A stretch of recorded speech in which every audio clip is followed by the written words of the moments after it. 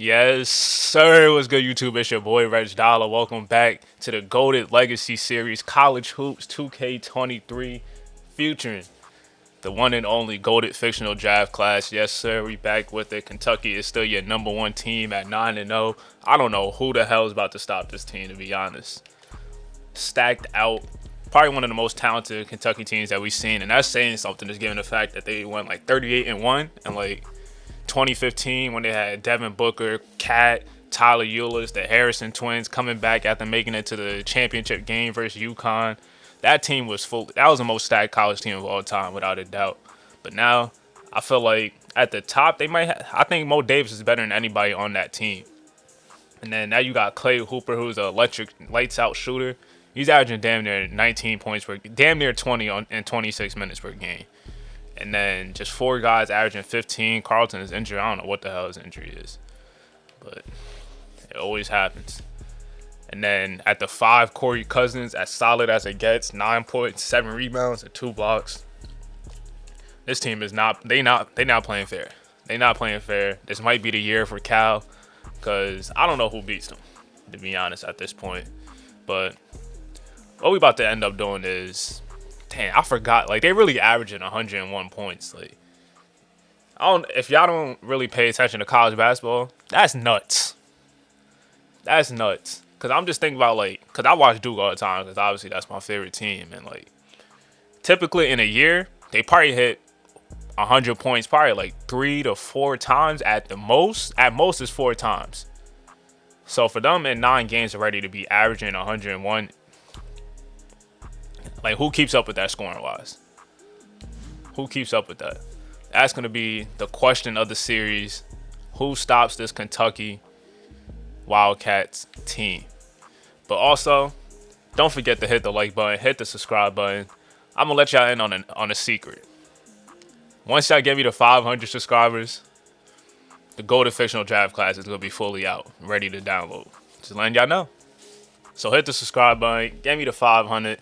There's about 53% of you guys that watch the videos that aren't subscribed, so best way to support, hit the subscribe button. Let's continue to grow this channel, and let's make this the best 2K Goated series of all time. Best My NBA series coming up this year.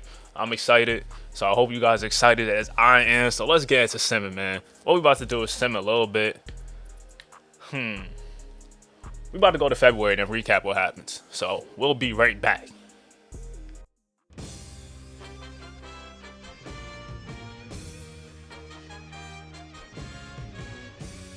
Hi, everyone. I'm Greg Gumbel at the anchor desk with my partner, Clark Kellogg. Coming up on College Hoops Tonight, we'll show you our choices for the top 10 mid-major teams in the nation, as well as show you the best action from around the nation. But we begin with a special player who was an easy choice as our player of the week in college basketball. Lampley is this week's pick, and I wouldn't be surprised if he didn't show up here again. He has just delivered all season long and is making his case for player of the year.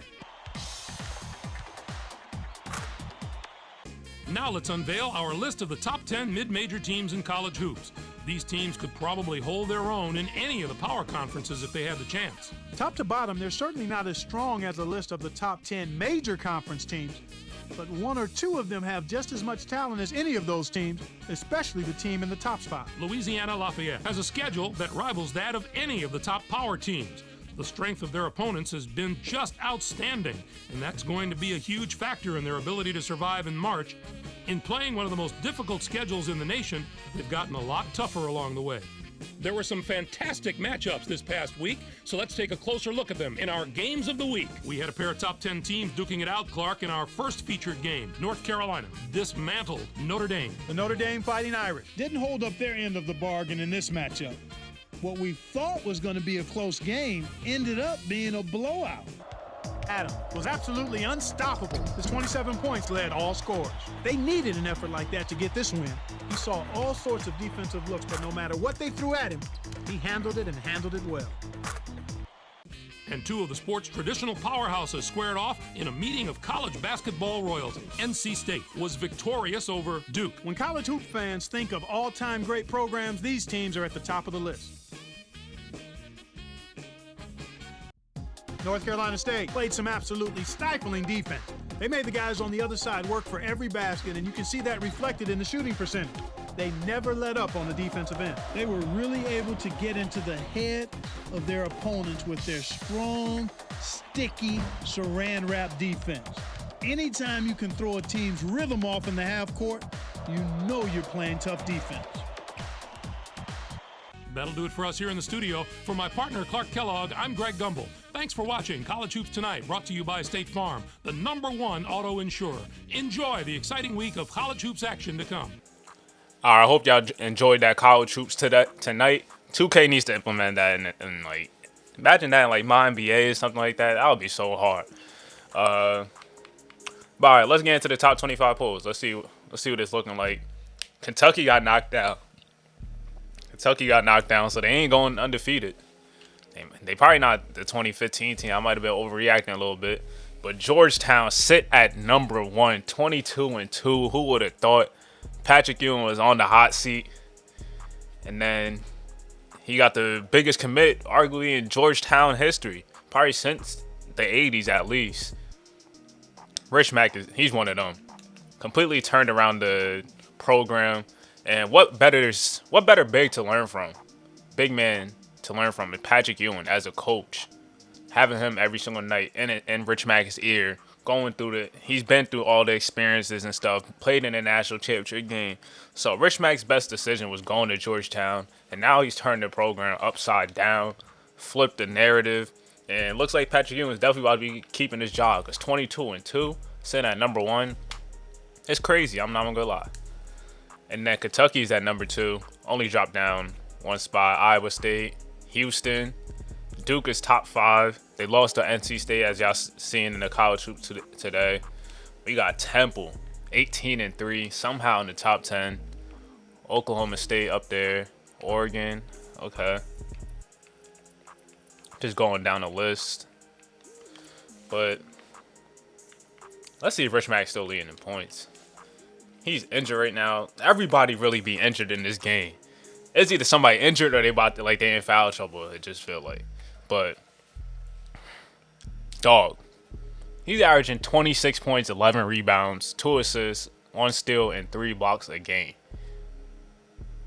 Unstoppable. Danny Tyler out here getting to it. The freshman out here putting on the show. This is not called the goated fictional draft for no reason. Multiple freshmen putting up 20 a game like it's nothing. Like they do this. Like it's AAU or something. The adjustment is there. But what I wanted to do is go back in the schedule and let's take a look at some of the games and do what we do. We left off at this. So Reggie Mack made his comeback game against Syracuse. It had 18, 7, and 6. Jay dished out 9 dimes in that game. Against Florida State, they ended up getting that dub, a blowout victory against the prospects of Trayvon Moore and Oliver Ali.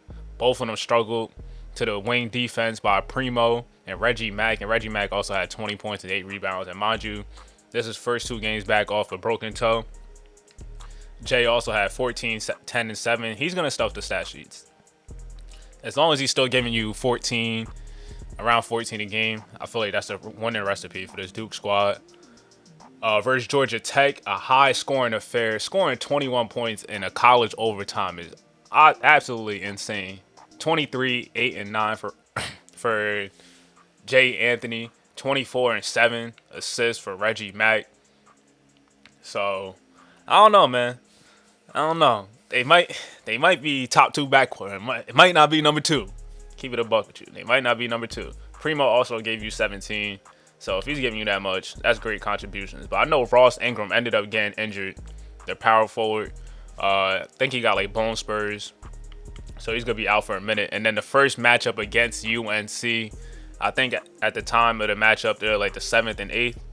And Duke ended up winning by 3 points. So let's take a look at the stats. It was a very defensive game. Well, 77 and 74. That's still pretty decent scoring. But a lot of them came from the free throw line. So it had to be a physical game. 42 free throws is wild by Duke. Were they getting all the calls? I know everybody love to say that. Duke was getting all the calls, but I'm not about to get started. If Duke was getting all the calls, we would have won a national championship because that Wendell Carter shit was not a block. It was a charge. 13-5-4 for Reggie Mack. Like, I don't know who was the player of the game. Had to be ugly. Had to be one of the ugliest Duke and Carolina games. Shooting that many free throws. I know both teams weren't happy. Then against Wake Forest, 23-11, 17-9 assists. And then 24 for Jay Anthony, 20 for Reggie Mack in this game. So they've been hooping. Starting to find their strides. They won by 2 points. Then against NC State, they got that L, as we saw. 26 from Moses Johnson. Looking like the best player on the court that night.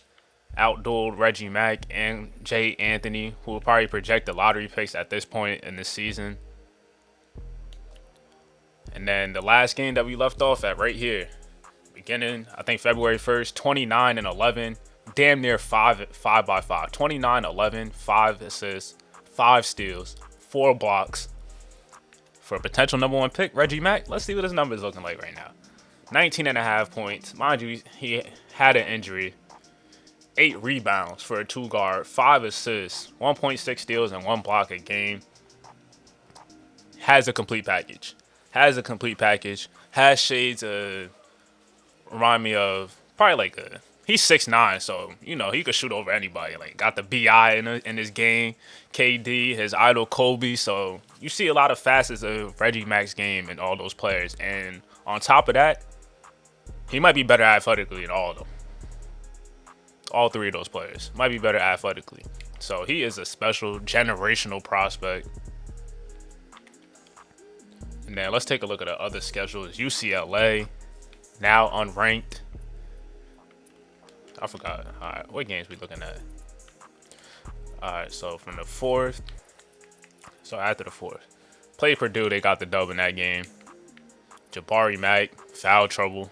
But 29, breakout game from Dustin Williams. Heard you. And then Jabari Mack responds after not picking up no fouls, 29-11 against Wisconsin. But they not been like that. Then against the rivals USC, they ended up losing.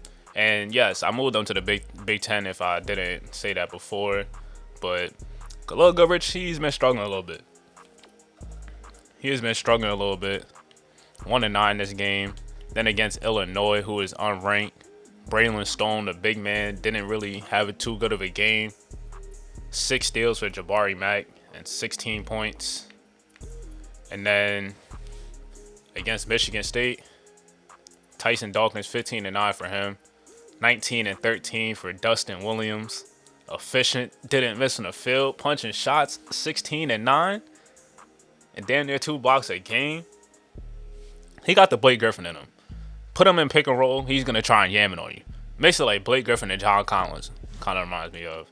Jabari Mack, just a primetime bucket getter. 6'11", fluid and everything. KD. Like, I don't know what to tell you. KD. Mini KD. Khalil Goodrich went off this game. They smacked them. But they lost by a point to Michigan State. To Michigan later on that week. 18-13. So Dustin has been consistent throughout the whole conference play. Might be the most consistent player on the roster so far. And I said Khalil Goodrich is struggling. 0-9 from the field. I don't know what's going on, though. I think he was bad on injury, too. Shea Holloway had 23 points. 16 for Justice Augustine. And looks like Jelani Austin didn't play at all. So that's a bad loss for UCLA. Then they lost to Ohio State, another team that's unranked. Jabari Mack, how much fouls he be averaging? 2.6.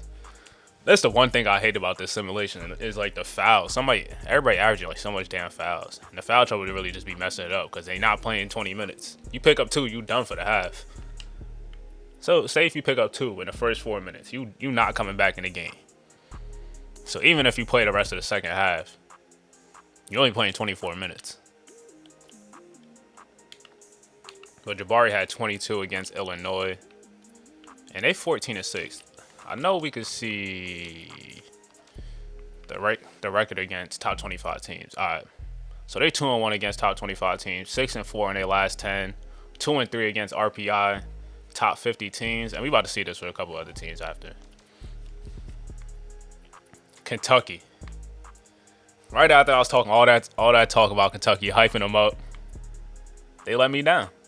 They lost by 3 to Arkansas, and I was like, how you gonna outscore this team? You wanna know how? 33 by Rico Ryder. 33. They scored. This was an NBA caliber game. We got about probably 8 players on this court that's probably gonna play in the NBA. Rico Ryder shined out of everybody. And then also on top of that, Joe Banks to the bank. 13 points, 11 rebounds, 8 assists, and 4 steals for him. Then the other side, let's see what happened in Kentucky. Mo Davis didn't have his best game. Shit. He had a long night guarding Rico Ryder.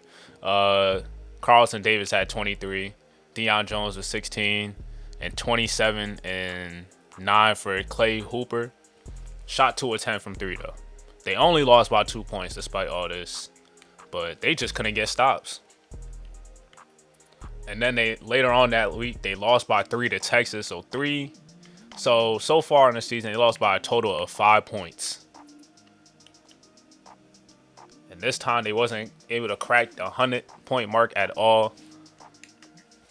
Jeremy Goodson, 26 points, like the best prospect on the court against this Kentucky's Wildcat squad. So that's an accomplishment right there in itself. 16 for Clay Hooper was a leading scorer.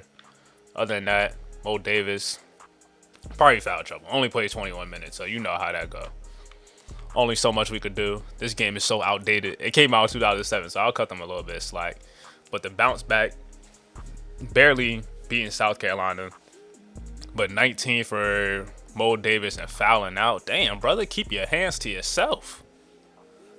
Like, I don't even know if I should penalize these players for averaging this much fouls and like with the tendencies. I'm probably not, because this game is just wild like that. A double-double for Corey Cousins and 19 for Clay Hooper. Then against, oh my God, they laid the smackdown.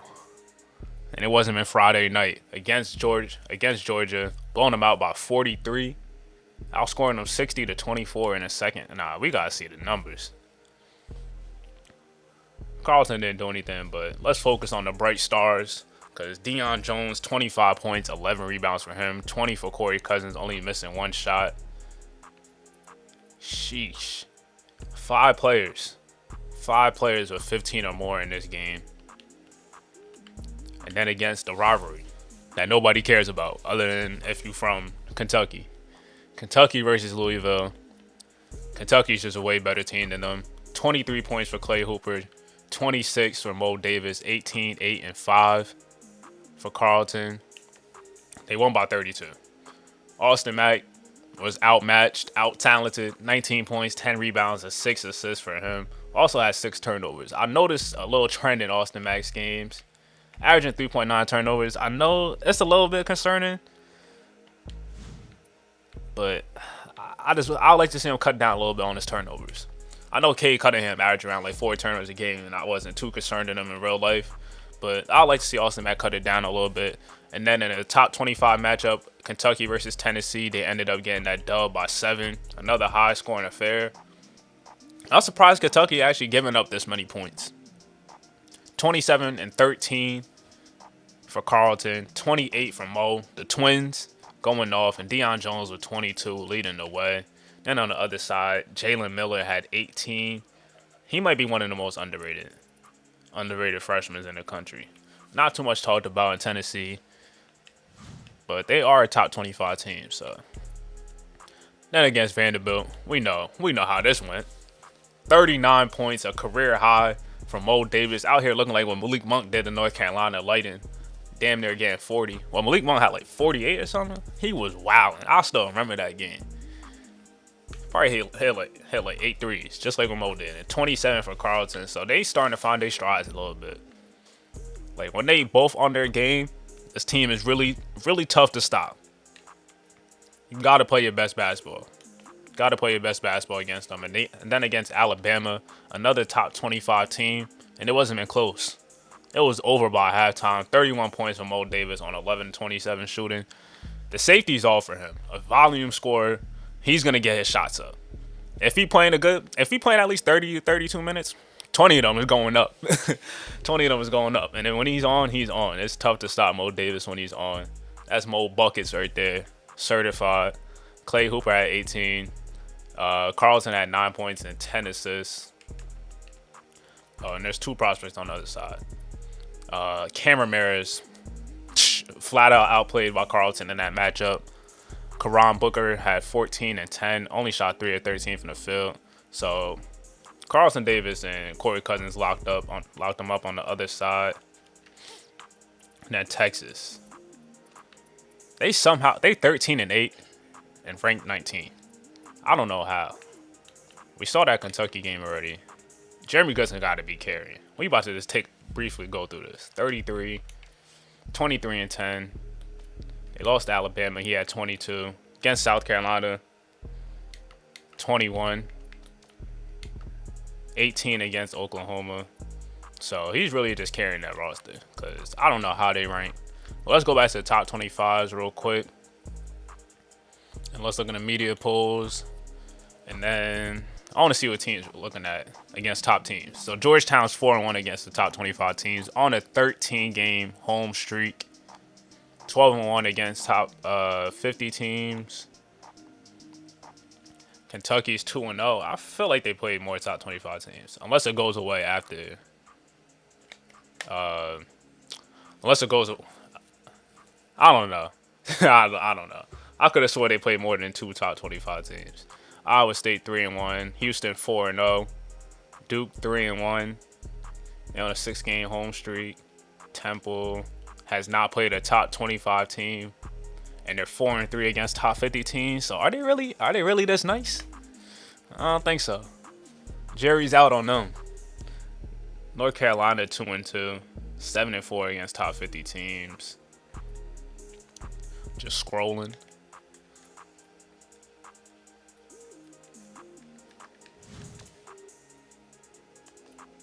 I want to go back through some of the stats real quick. We already in the SEC, so look at me. Everybody's injured. This might have to be the most injury-prone class of all time. But despite the injuries, 13 points, damn near 6 and 6, and 2.4 steals. Cameron Maris, he loved to play them passing lanes. I'm not gonna lie. That jumper needs some work, though. Rico Ryder, of course, injured. Joe Banks, 16, 8, and 5. I think he might be Joe Banks is definitely the best prospect on this roster. Adrian Sparks, 6'6" point guard, averaging 16 points and 6.6 assists. 11 and 7 for Chance Jackson. Mo Davis averaging 22 a game. Clay Hooper 18. Carlton Davis with 15.8 and 6.5 assists. Dante Carter, another injured player, 16 and 6. Only 6 rebounds for the center. And that's not sitting well with me. After this video is done, I'm about to go back and see what is all these injuries, because I don't know what's going on with this. Jeremy Gustin averaging 23 a game. Got the keys and he's running with it.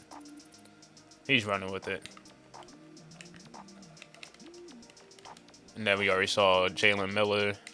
So let's head to the ACC real quick. Like I said, man, if you haven't already, hit the like button, hit the subscribe button, because the faster we get to 500 subscribers, you already know. It's coming out. The Golden Fictional Draft class is coming out faster. Jay Anthony averaging 14 points, 5 rebounds, and 8 assists. I'm trying to think where Jay would rank in all-time passes in Duke. I don't even know who's number 1 off the top of my head. But Jay might have that spot. What, Bobby Hurley or something? Yeah, give me Jay Anthony. Montez averaging 13. Primo averaging 12 and 2 steals a game. They's got so much length. I feel like they're so hard to beat because of that. Florida State, Trayvon averaging around 15 a game. Oliver Ali 10.7. Still really young. I like Oliver Ali. Has a lot of potential. 6'10". You know, the big jumbo 6'10" guys that's fluid now and skinny. Austin Mack averaging 19. And Dwayne Hawkins averaging 16. But the rest of the squad is boo-boo. Boo-boo. Dookie. They're garbage. They just trying to... They luggage. These two got to carry around because they luggage. Amari Thompson, 14 a game. Then Matt Adams is out here. He's serving it. Absolute wizard. Floor general. 18.7 points. 6 assists a game. And then you got 2 freshmen with them. Shane Baker and Dustin Day from North Carolina. Actually being productive. Then Moses Johnson. We already know what he's about. Took down that Duke team. And I think they got a top 10 or top 15 team, NC State. Big East. Deshaun Ross averaging 16 a game. Jaleel Iverson getting his game off and injured. Rich Mack injured. We saw that already. Providence. They got my boy Devin Brown averaging 15, 6, and 6 and 1.6 steals a game. Another underrated guy. Prince Aminu averaging 15, 5, and 5. And Shaheem Holloway got this team ranked. So shout out to him. Jersey. Then J.J. King, 15 and 8. One of the highest recruited St. John's player in recent memory.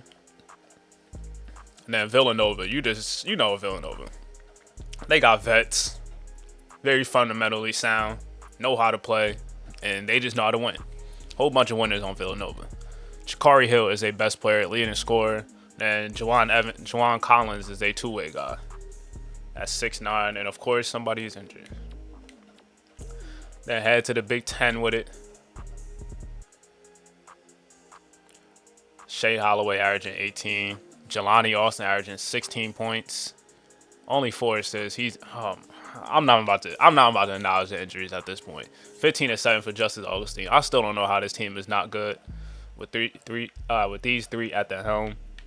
But it got to be the rest of the supporting cast, because it's a major drop off after this, and I know they shooting splits is nasty. I don't want to look at it. Tyson Dawkins, 8 points, 8 rebounds, and 2.8 blocks. He's definitely among the leaders and shot blockers in the nation. Jabari Mack, 18.5 points. 15.6 for Dustin Williams. And this year, it kind of looked to be for Jalil Goodrich to take the lead as like the main guy. But that's definitely not the case. He's had a little bit of a down year, even though he's still pretty solid. But I kind of expect a little bit more from the scoring department. I thought he would at least be a little higher than Dustin Williams, but he's playing a great complementary role and averaging 4 assists a game as a 2-guard.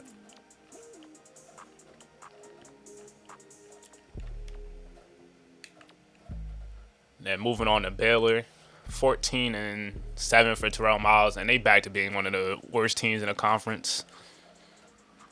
He said, "Back to reality."